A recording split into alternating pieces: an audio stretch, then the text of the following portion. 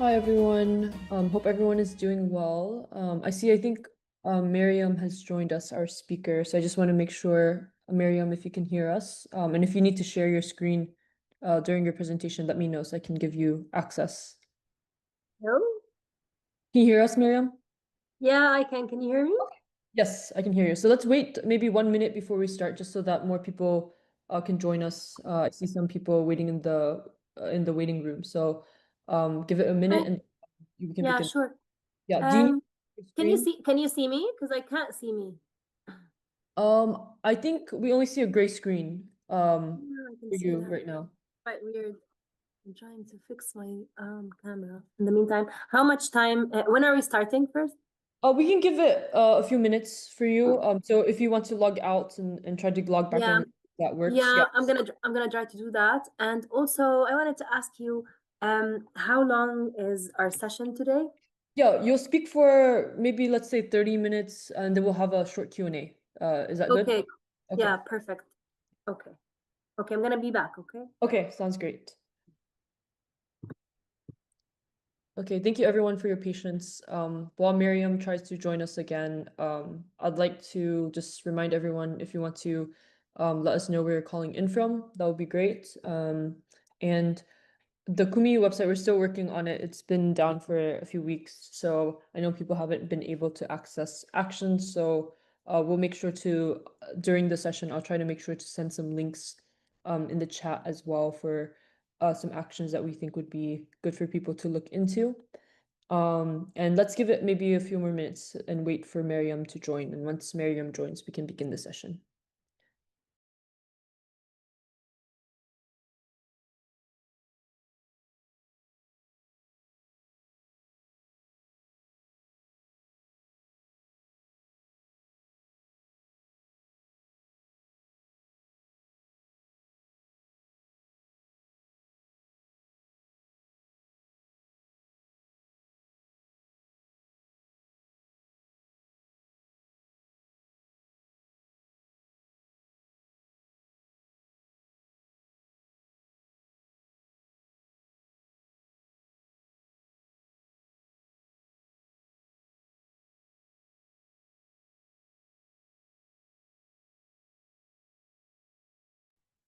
I see some new folks joining, so I just want to remind everyone that we're waiting for Miriam to join us again because she had some issues with her video camera not working. So we're giving her a few minutes just to join.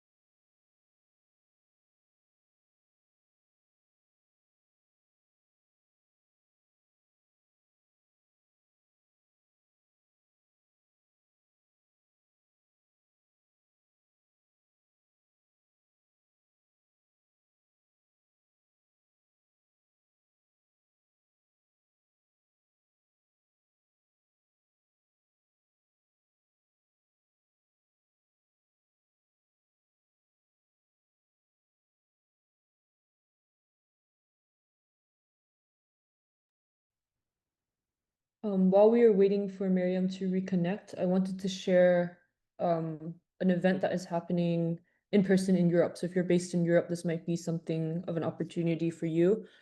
So it's a conference by Sibiu Kairos, Netherlands, and they're hosting a conference from July 25th to 27th in the Netherlands, focused on Palestinian theology and radical European solidarity. So if you would like to register for this and you're based in Europe, there's a link here that I'll send in the chat just for everyone to know. And this is being supported by Sabeel as well as Bethlehem Bible College. And this is a chance for Christians from Europe to show up together in solidarity and learn how to take action and learn more about Palestinian theology. So this is a really great opportunity for everyone. Okay, I think Miriam has joined us again, so let's see if her camera works now.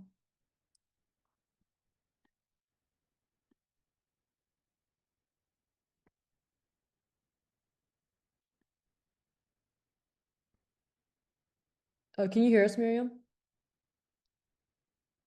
I can. Can you give me like a half a minute? Let me just try another Yes, of course. half. Take your time. Take your time. No worries.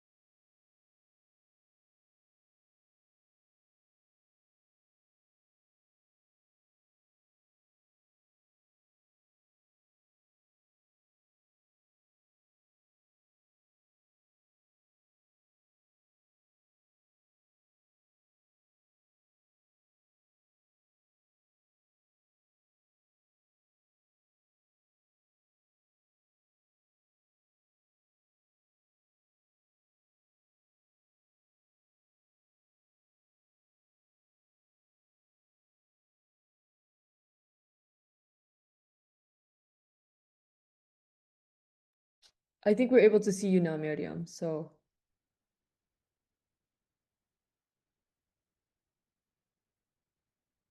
okay, awesome. And you can hear us, right? Yeah, I can hear you. Can you hear me? Yes, I can hear you. Okay. So yeah, let's begin the Great, session. great.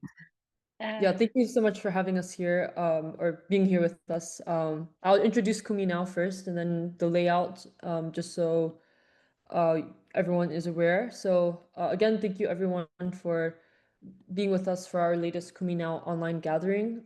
I will send some links for Kumi and Sabil during the session. For now, I would like to introduce Miriam Al-Jaja, who is giving her time today to speak with us, and we're very honored that you're here with us today. To introduce Miriam, Miriam is the General Manager of the Arab Group for the Protection of Nature. She holds a BA in International Development from Leeds, a graduate diploma in economics, and a MSc in Development Economics from SOAS, University of London. Miriam has written papers on the subjects of food security, environment, and land tenure, and has facilitated international and Arab civil society delegations on international platforms to address the right to food and environmental protection and accountability in the context of war and occupation. And Miriam will speak to us today about green resistance and the struggle for food sovereignty. She'll speak for about 30 minutes, and we'll have some Q&A time with her. And if we have some time after and Miriam leaves, we can engage in some action, nonviolent actions together. So thank you, Miriam. And I think you should have screen share now, so feel free to begin. Thank you so much. I'm so happy to be here. Thank you, everybody, for giving us your time, and thank you for Sabil and for you for organizing this. I'm wondering if you can see my screen. I don't see your screen right now. I don't know if others can. So maybe try to share again. I can make sure. All right, let me try again. Mm. Can you see my screen now? Yes, we can see your screen. Okay, perfect. Okay, so I'm going to speak today about what we call our green resistance movement. It started in Palestine, and we extended our work to Jordan and most recently to Lebanon. I'm going to speak about why we're doing what we're doing, what the impact is, what the concept of food sovereignty is, if you've never heard about it. And if you have any questions later, please do ask me.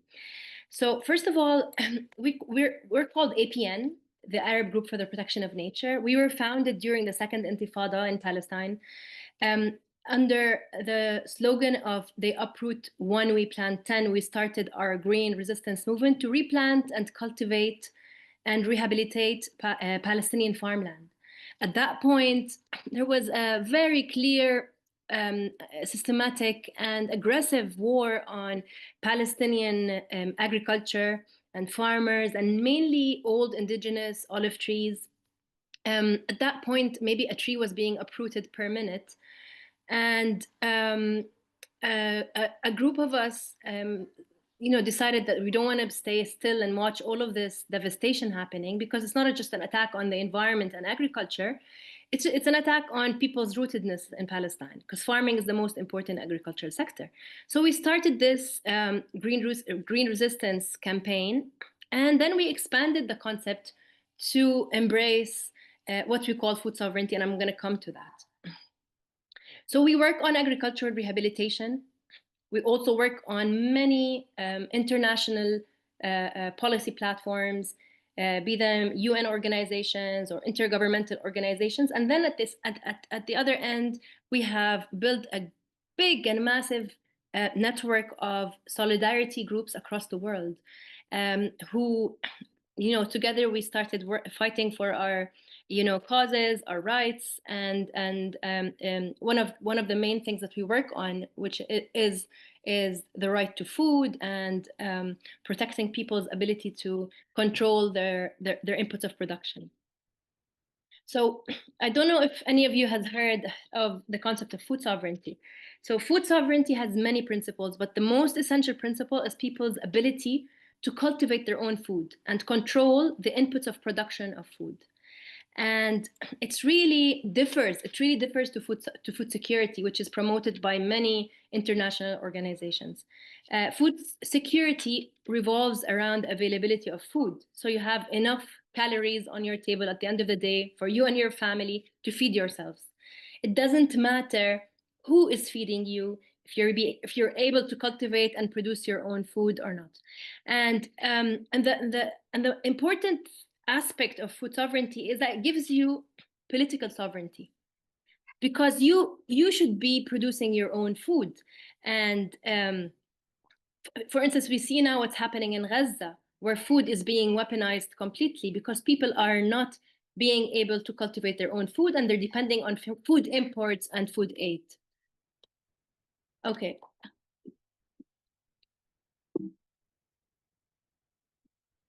So let's move on to talk about food sovereignty in the context of Palestine. So, of course, the most famous two Zionist myths are that Palestine is a land without a people for a people without a land. But at the same time, Palestinians neglected their lands and caused its desertification. And these are two myths that are contradictory. You can't be a non-existent group of people, but at the same time neglect your land. In reality, Palestine has always had one of the richest and most powerful agricultural sectors in the region. And these trees, the indigenous trees of Palestine, some of them 5,000, 6,000 years old, really narrate the story of Palestinians and their attachment to the land. And some of the sectors that, the farming sectors in Palestine were so they were so advanced. For instance, in the orange sector, 23% of the world's oranges came from Palestine in the year 1939. Of course, nowadays, and after the colonization of Palestine, the orange industry was completely occupied and usurped and stolen, and now you see in your markets the Jaffa oranges, which were developed as an orange species by Palestinian farmers. But let's move into what's happening now also in the West Bank. The majority of Israeli attacks on the Palestinian economy are targeted to the agricultural sector. And we see this systematically across the year, but more during the harvest season. So when people come to harvest the fruits of their labor, they're being attacked, their trees are being chopped. So it's also a very difficult, let's say, psychological warfare happening to the Palestinians. 70% of the attacks on the agricultural sector are against Palestinian trees. So Israel in 14 years, and that's just 14 years, between the years 2000 and the year 2014, they have uprooted, burnt around 3 million trees in Palestine. But now, if we count what's happening in Gaza, where 80% of the agricultural land was completely flattened, and that's the minimum, we know that the number rises to tens of millions of trees across Palestine. And why is that? So one, of course, is to erase Palestine's history. And many of the trees that are being uprooted, old indigenous trees, are replanted in new settlements. So settlements would look older. And some of them are sold in international auctions because they're really expensive. Of course, they're destroying all these trees to build infrastructure for the settlements. Also to hit and to dismantle the farming, the livelihoods of the Palestinians. So over 100,000 families in Palestine rely on the olive sector as their main source of income. Another reason is to weaponize food, as we see now in Gaza. The first sector that was completely bombarded and demolished were the food production sites, the farms, the water wells, the solar panels, anything that is really important, or the fundamentals of an agricultural sector. And also to create a market space for the colonizers themselves. So until they reach to a point where they have displaced all Palestinians, they want the Palestinians to serve them economically. So 70% of Palestinians' food imports or agricultural imports come from Israel. And that's a country, or Palestine is a country that was self-sufficient at some point, is slowly becoming more and more dependent on agricultural produce. But even the Palestinian produce, which is meant for export, has to go through the Israelis. So what the Israelis do, they take the Palestinian produce and they use it for their own exports, and then they export it. So they buy it very cheaply from the Palestinians, and then they gain any economic additions. So here you can see some pictures of before and after. You can see how the settlements are always, massacring huge amounts of trees, because they're always on mountain tops, inside forests, on farmland. So the interesting bit is that Israel has promoted or created this environmentally friendly, very green and progressive image globally, and they made sure to do that. And this is what we call greenwashing and greenwashing land theft. So Israel has created over 530 nature reserves across historic Palestine.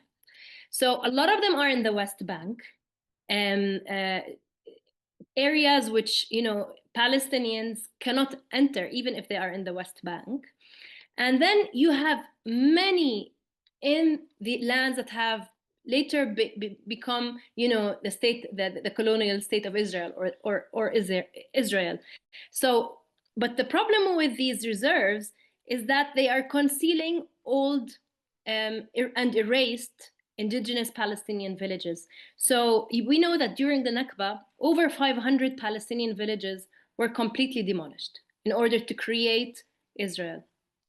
Hundreds of them, and at least there's a documented 182 erased Palestinian villages, lie under the new forests planted by the Israelis, specifically by the Jewish National Fund.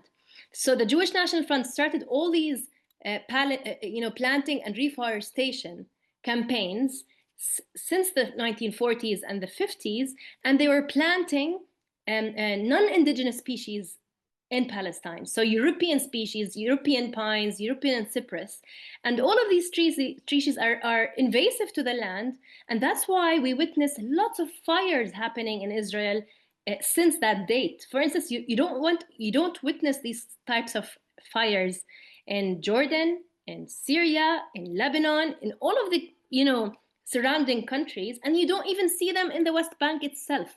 It's because Israel has planted vast amounts of forests that are not native to the land of Palestine.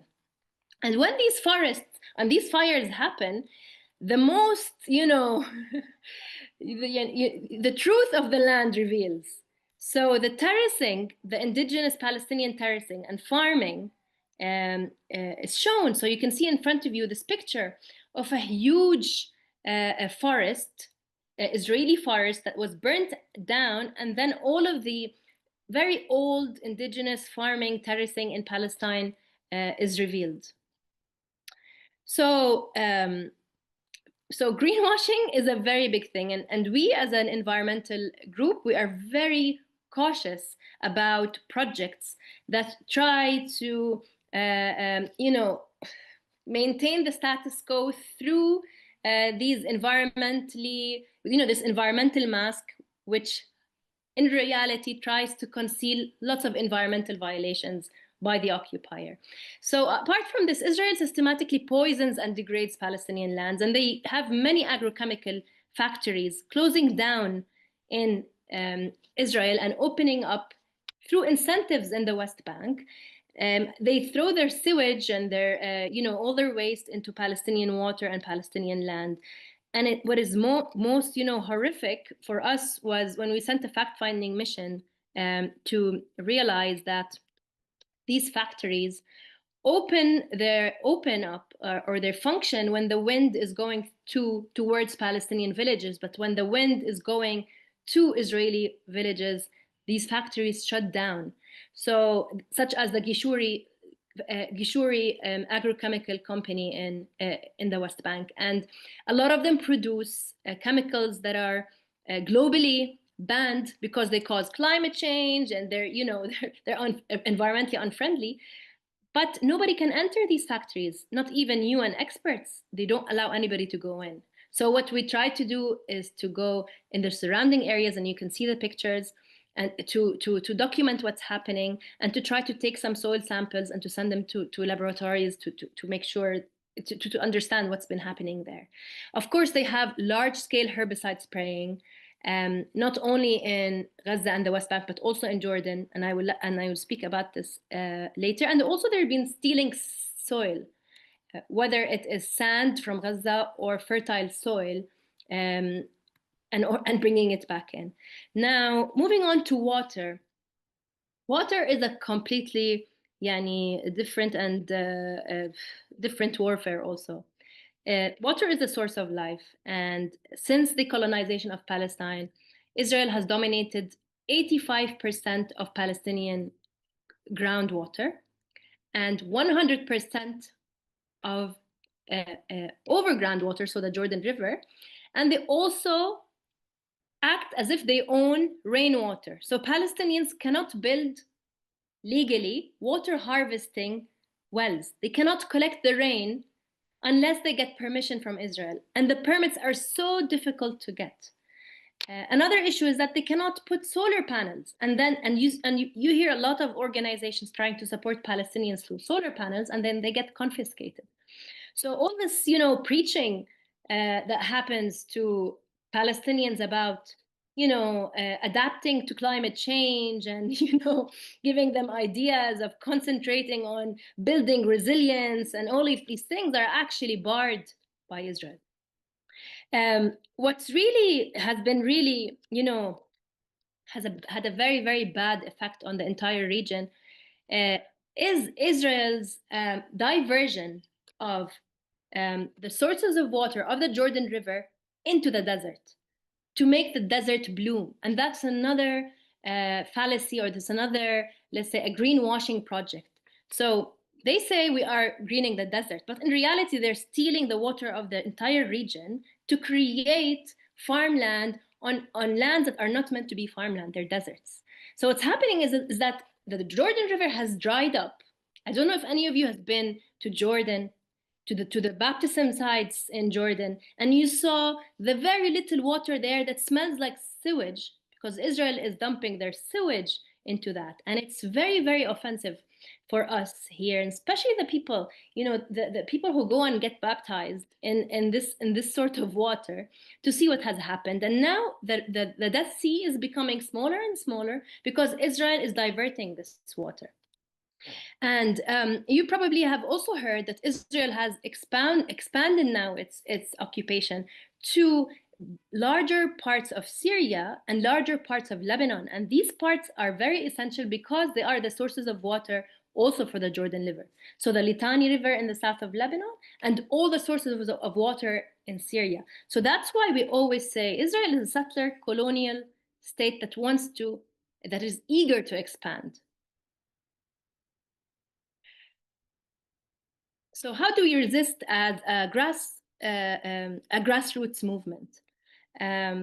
We started our Million Tree campaign in the year 2000, right during the second Intifada. We gathered ourselves and we started what we called the Million Tree campaign. And you can see the logo of our campaign, which our volunteers have produced 25 years ago. It's a connection between the trees and the old indigenous trees and the communities themselves. And when Israel is trying to uproot those trees, they're trying to uproot us. And when we're planting these trees back, we're planting people back. And we finished our first million fruit tree across Palestine, in the entirety of Palestine, historic Palestine, in the year 2008. And we started our second million tree, and we finished that. And around 2 months ago, we announced that we finished our third million fruit trees campaign across Palestine. Of course, we did that to first protect land, and not a lot of people know, but Israel is using many land laws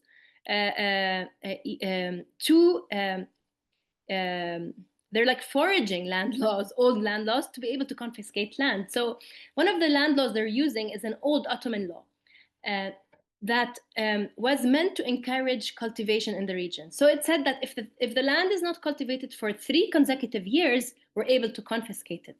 So what they're doing in Palestine is they're destroying and burning these lands and making it very difficult for Palestinians to recultivate and then confiscate these lands under these laws. And 40% of the land that has been confiscated in the West Bank was confiscated using this law. And that's why when we cultivate those lands, we are resisting this type of land confiscation. Of course, we're reviving livelihoods, we are enhancing people's food sovereignty and trying to rehabilitate the environment. Our campaign has reached around 34,000 Palestinian farmers. And we didn't stop at planting trees. We've built around 100 water harvesting wells. We've put irrigation systems. We've worked with sheep, with anything that can bring food sovereignty to Palestinians. There's some of the pictures in Bethlehem, in Jericho, in Hebron, of our tree planting campaigns in Khalil. These are the water harvesting systems that we do. This is in Bethlehem, and grapes is a main crop in Bethlehem.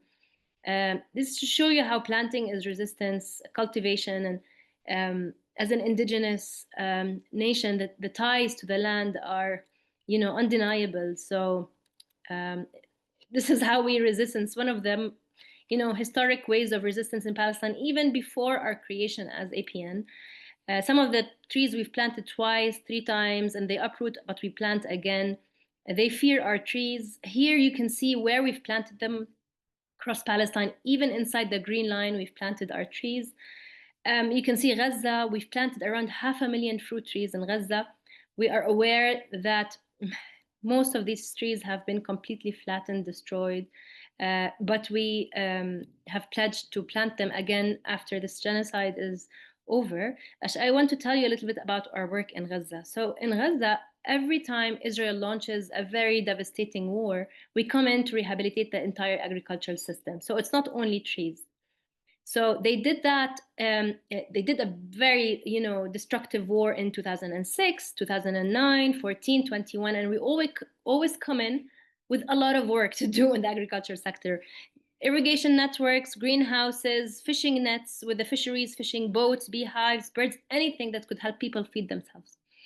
But this genocide was different.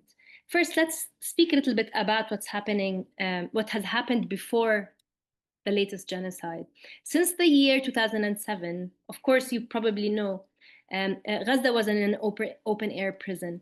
Israelis have put a calorie counter on the border to make sure that not enough food is going in. So people have felt hungry, but they're not dying of hunger. And this is a statement below by one of the Israeli spokespersons when he says, we have to make them much thinner, but not enough to die. The idea is to put them on a diet. So this is something that happened before the start of this genocide. After the genocide, the purpose is not to make them hungry. The purpose is to displace them or cause their death. And thus you see the attack of humanitarian workers, humanitarian work, destruction of the agricultural sector, the entire port, the seaport. And now there's a very clear famine, although international organizations do not want to state and announce a famine. So they say everything, but they don't want to say the word famine. There's an ecocide in Gaza. It's really, you know, we always speak about human suffering, and that's the most important. But also there's an ecocide happening. We're talking about over 7 times the Hiroshima bomb being dropped on Gaza. The amount of toxic waste, the debris, everything is unprecedented. At the same time, farmers in Gaza maintained their agriculture because this was their lifeline. Humanitarian aid is not entering, and imports are not also being able to enter, so they should maintain their cultivation of food. So we started our campaign in March. We said we're gonna try to revive as much as possible of their local food system, but not by planting trees, because trees need 3 years to cultivate or to bear fruit. So we started planting vegetable crops. So very quick, fast, productive vegetable crops across 1,000 dunams, which I think is 100 hectares, where you, depending on where you're from, I think it's that in hectare, I'm not sure, 1,000 dunams. But for 600 farmers, we've cultivated all sorts of crops, tomatoes, cucumbers, aubergine, potatoes, corn. Of course, the aim was not only vegetable farms. So we did also greenhouses and water wells, and we worked with fisheries as well. And we worked across Gaza from the north to the south. You can see our tomatoes and our produce right in the middle of the genocide. People were cultivating with drones on top of their heads. Of course, a lot of farmers got attacked, but that was their only possible way to get food. We were able to, these are the numbers. So we also worked apart from fishing nets with fisheries, there's also poultry, chicken that produce eggs so people can get some protein. And we called it the Revive Gaza's Farmland campaign. So if anybody wants to support us or to spread this campaign around, this is the link, and maybe later I can share it with you. So if we move now to the Green Caravan in Jordan, and I'm not going to speak a lot about Jordan and Lebanon, just to give you an understanding of the regional aspect of this. So in Jordan we work, and we have also planted 250,000 fruit trees. And Jordan is a place which is a buffer for Palestine. It's a continuation of the land.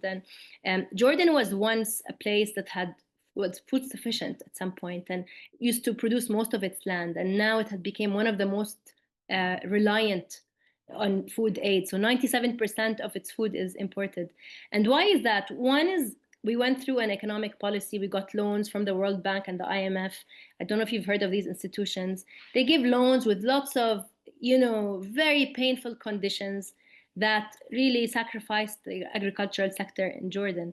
And I'm not going to go into the details of what they did, but another element of why Jordan's agriculture is suffering is also because of Israel. These are fires that happen every year or 2 years in Jordanian farmland, where Israel burns down hundreds and hundreds of dunams of really old trees, fruit trees, and really there's little media coverage or attention or compensation to these farmers. So we also come in and we try to cultivate these lands, and we compensate these farmers who speak like Palestinian farmers, We've worked with 13,000 farmers in Palestine, and these are some of the photos of before and after some projects in Jordan. So, and last month we started our Together for Lebanon's Olives campaign, because Israelis have been attacking olive orchards in the south of Lebanon, attacking them so systematically that millions of trees have already burnt down in Lebanon. They've also stolen olive trees, and they've documented themselves stealing, all indigenous olive trees and running through the border towards where they are. So we started this campaign, and we did it with a lot of actors in Lebanon, and we did 2 planting activities in Lebanon. I think these issues about technology are not really important, but it's really important just to mention that there's a few slides about technology, but also to be also very wary about like modern tech companies that work in the agricultural sector, who are also, in a marriage with Israel's army. So these big tech companies like Albit and Impressed are through their drone system and their techs, they're promoting agriculture, but at the same time being used for precision attacking by the Israeli army. So it's very important to always look at these tech companies that work in the environmental and in the agricultural sector. We work a lot on advocacy and trying to enter negotiations and exposing what Israel is doing all the time. We have a lot of, accreditations. If you have any questions about these platforms, please do let me know. Of course, we use these platforms not to be molded into their, concepts and their narrative, but to be able to reveal what's happening. And it's really important to try to reveal the environmental and the food dimensions of this war. And that's it. So just to give a few recommendations, it's really important to build people's food sovereignty in Palestine, because these people are on the front line of this colonial project. And of course, we should work on, accountability measures and, pushing for boycotting every complicit company. But at the same time, it's important to make sure that the Palestinian people are able to continue their daily lives, because their existence in Palestine is actually a resistance. So, and always to use, I'm gonna just conclude with this sentence to say it's really important to always use the right narrative and the right concepts. It's not a Palestinian-Israeli conflict or war. This is settler colonialism. It's a genocide. This is a famine. It's really important to always use the right terminology and the right narrative. It didn't start in 1967. It didn't start in October 7th. It started with this colonial project over 100 years ago. Yeah. Thank you so much. Thank you so much, Miriam. Since we're short on time, if anyone has questions, please put it in the chat rather than raising your hand so I can relay it. The first question that someone wanted to know is whether you have, and maybe this can be a more general question because they asked specifically if you had links to Bethlehem University and Tent of Nations, but how do you work with maybe local organizations in the West Bank that focus on maybe similar issues? Like what types of projects have you done? Any type of projects in the past with them? We've worked with a lot of organizations, maybe over 50 to 60 organizations, universities, municipalities, women unions, farmer unions, workers unions, all sorts of organizations. And our office is based in Bethlehem. So the area, we have a lot of, coverage. Is one of the main ones is actually in Bethlehem. Thank you, Miriam. And it does seem like, I mean, the world is turning, I think you mentioned the importance of using frameworks like settler colonialism. And I think you're one of the few speakers that also gave us this regional understanding of how settler colonialism is working regionally. And so I'm curious, maybe you can expand on, based on what you talked about, even mentioning, Jordan in the 1980s going towards this neoliberalism, taking on, international funds and such. what steps do you think is needed for food sovereignty to thrive, and also for, economies of the people who were oppressed to begin to thrive long after occupation and genocide ends? I wonder, if you have any thoughts about that based on kind of the lessons that we can see from history that have gone wrong. So if we want to talk about the struggle to food sovereignty, of course it's not only in Palestine or even in places that are occupied. So we have, maybe old classic colonialism is over, but neocolonialism is still alive and happening and more entrenched into all the other countries. And basically, the purpose is to create markets for richer countries to be able to what is called food dumping. And what's more dangerous is the political implications that come with it. So you are completely deprived of your independence, and this is what happened to Jordan. So, and this is what is expected of Jordan, is just to beg for food aid. And once the borders are closed, or somebody changes his mind in giving food aid to Jordan, Jordan is punished. And the first step to go on about it is to try to support smallholder farmers through inputs of production, seeds, land, water, and try to really raise awareness on the importance of local food systems. So as much as localize as much as you can, and do not rely on the monopoly of huge corporations that, for instance, they've monopolized the production of seeds. So what they did was, I skipped one of my PowerPoint presentation slides because I didn't want to take a lot of time. But one of the most beautiful miracles of creation, I believe, is seeds, because seeds, you can keep on reproducing and producing themselves through the vegetables. So you can eat the tomato and be able to cultivate that seed again. And this is what we're trying to try, train and do in Gaza. But what they did was they altered seeds. They created something called genetically modified seeds. And for instance, they take the genes from a fish or from an animal and they add it to a plant seed in order to make these seeds, let's say, look better. But at the same time, they call them terminator seeds. You cannot use them once, twice, three times. They die. So they build this reliance on these big companies. So you keep on purchasing seeds one time every single season, rather than protecting your indigenous seeds that can give you, a forever source of food production. So that is one. Another issue, which is really important, is what they did with land. So land before was not a commodity. Land was for everybody's use. And private property was not something that this region knew.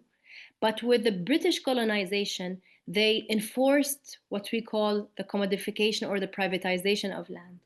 And they made big companies purchase land from wherever they are. So they don't have to be in this country. They can be sitting over a computer, purchasing very cheap land in another country, and where small farmers from locally cannot purchase their own land, and they cannot, have access to that. There's so many things that they've done. The interest rates, the very high interest rates on loans. Before colonization, it was forbidden to put interest rates on loans and then take the lands of the people who cannot pay back their loans. There are many things that happened, but now they're becoming more worse with new organizations such as the World Bank and the IMF. And it's not only Jordan, it's each and every country in this region, and most of the ones in the global south who've taken these loans. And so food sovereignty is our ability to go back to how we were before. Of course, I'm not saying that we shouldn't be exchanging beautiful things among nations. Of course not. There are things that there is very, it's something very nice to exchange, the products from each nation. but not to use it to control and to dominate and to starve people like what's happening now so evidently and in Gaza.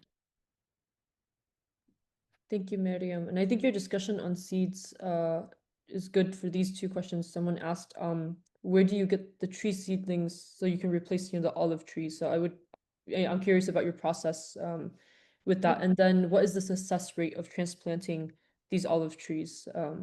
Sure. First, I wanted to just stress on the importance of seeds and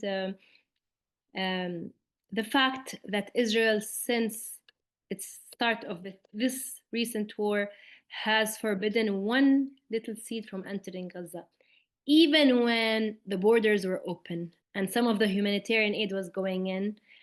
They wouldn't allow one single tomato seed to come in. And how do we know that? It's because we started our campaign and we started to collect seeds from all over the region, trying to send it to Gaza.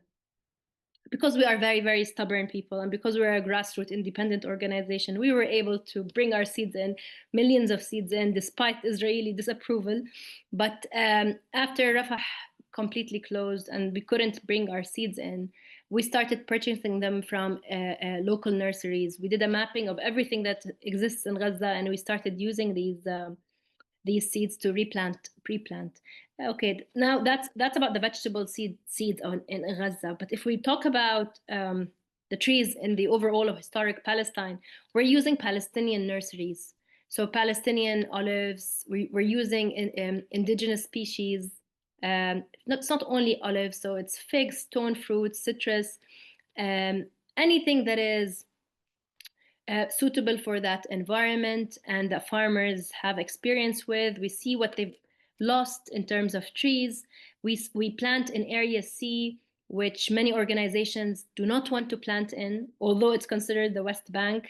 For instance, the World Bank and USAID, when it functioned in Palestine, it never came close to Area C, which is under the Oslo Accords meant to be part of the West Bank.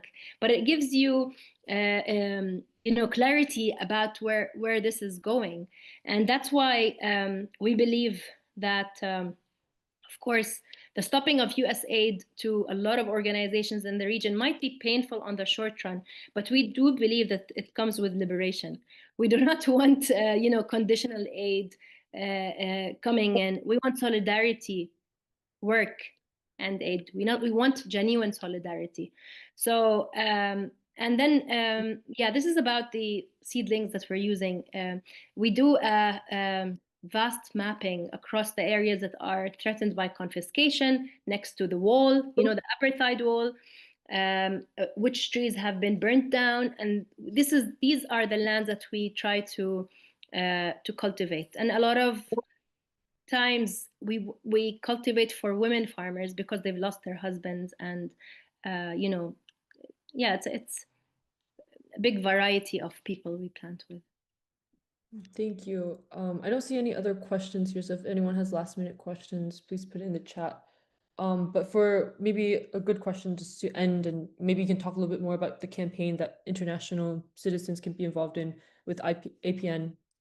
But how can the international community support food sovereignty and the movement for food sovereignty in Palestine? How do they, maybe there might be sources you recommend for people to begin to move their funds, to support smaller businesses. So yeah, I would like to hear your thoughts on that. So if you would like to support our work, because this is because we don't take foreign state funding. I don't know if I have mentioned that. This has been a policy since we were formed. Right when we realized that we were being ordered where to plant and what to plant, and if we are able to plant, we decided not to take state funding. And this has really been the reason why we were able to cultivate in Gaza during the genocide. No other organization was able to do that, not a governmental one, not a UN organization, not even a Palestinian solidarity organization was able to cultivate in Gaza during this war. And it all goes back to our policy of independence in our financial sovereignty, let's say. So if you are wanting to support our work, I think the most essential work at the moment is to support Gaza's local food system. So I'll write you our website down here, or maybe you can share it with the group. But this is our website, and let me write it down. And this is our website for the Gaza campaign.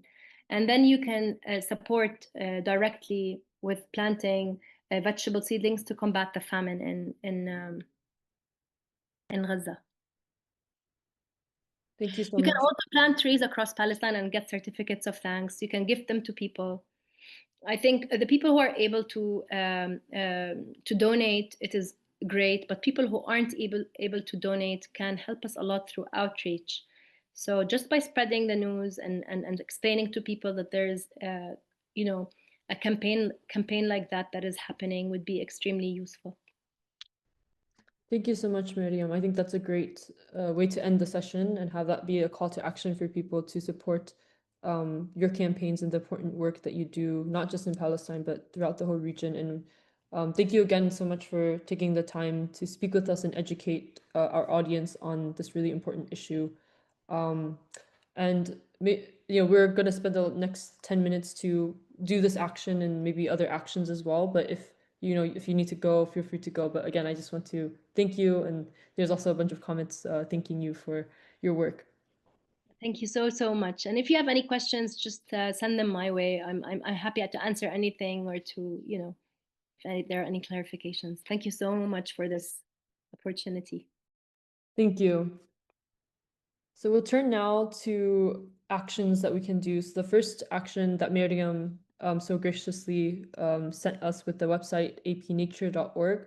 And I'll send the specific link also for the campaign to revive Gaza's farmland. And so this can be the first action. Maybe if you're able to click on the link and just visit it and see if you can donate some money to help with their grassroots campaigns in regards to this. In the meantime, I'll wait a few minutes before sending any other actions, but if you have campaigns or updates happening in your own community, please feel free to also put it in the chat and I'll make sure to relay it. So let's have this be our first action for the first few minutes, and then we can, I'll turn to a few other actions we can do. Okay, another action I just put, this was sent last week as well, but I just wanted to make sure everyone has a chance to read this petition and sign it.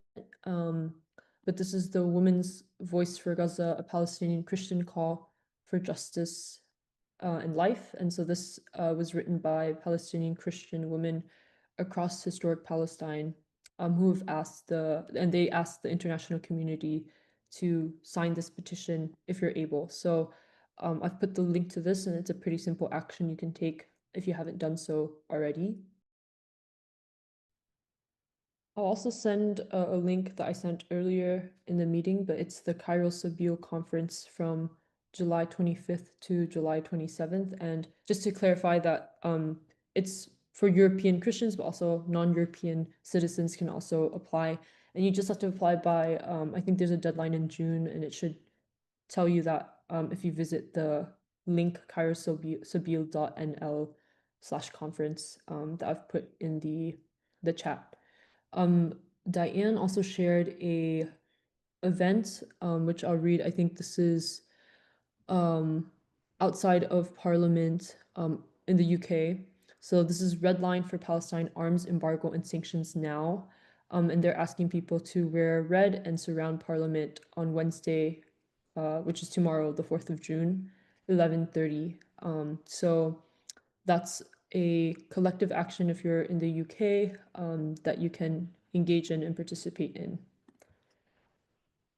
There's also, I don't know if anyone has heard of the news about the Gaza Freedom Flotilla, but they have also asked the community, the international community, to keep watch. They have a tracker actually, but basically this is a ship of civilians, several international civilians, including Greta Thunberg, who are going to challenge the embargo or the siege on Gaza. So they're going and sailing to Gaza, and so they've sent a letter actually to the Israeli government, warning them that any action against their ship is a breach of international law, of course. they've been attacked before in the past, so you know, there's a high risk that they might be attacked again, but they have asked the international community to keep tabs, and also I think there might be a way to also support their campaign in some way. So let me send everyone that link as well if you want to read about the Gaza Freedom Flotilla and what they're doing. But they have aid on their ship, and they're trying to bring some aid into Gaza. Okay, I've linked the Freedom Flotilla, and then there's also the tracker, where you can track the boat's journey, for safety, accountability, and solidarity. So, that's one thing you can do. Kathy has also shared, thank you, Kathy, for an interfaith call to action. So you can visit interfaithforpalestine.com, which she also linked. So there's a bunch of actions that are in the chat now. I hope that's helpful for people. And again, I'll try to send back the APN link so that you can also visit APN's Gaza campaign. So I hope these actions were helpful for everyone. I'll stay on for a few more minutes in case you need to click and save any of the links. For next week, we'll have Hana Thams, who will be speaking. He's a instructor on Dakke, and he runs or helps run a Dakke education center. So he'll talk about art and resistance. And so that will be our presentation for next week.